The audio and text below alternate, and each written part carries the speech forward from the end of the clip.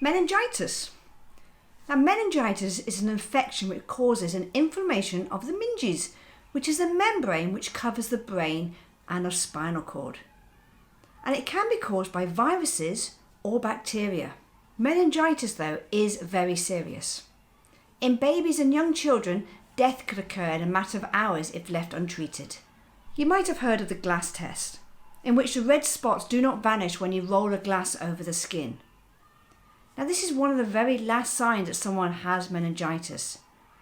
So if you see this, it is vital you go and call the emergency medical services as soon as possible and tell them what you think's wrong. Meningitis is really easy to confuse with other common illnesses because signs and symptoms are similar. In fact, a survey showed that 50% of children with meningitis were initially sent home when taken to a doctor. So if doctors are getting it wrong, we as parents, carers, childcare providers can also get it wrong.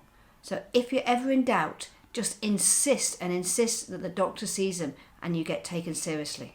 So some signs and symptoms of meningitis are as follows: cold hands and feet, stiff neck, limb and joint pain, a mottling of the skin, a rash that does not fade with that glass test, but that's the last thing that normally appears. So don't wait for that.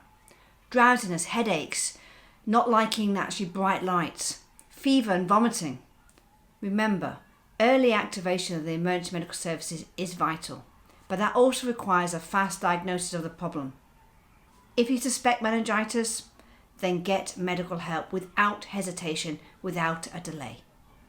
Don't forget to hit that subscribe button so you don't miss out on any of our important videos.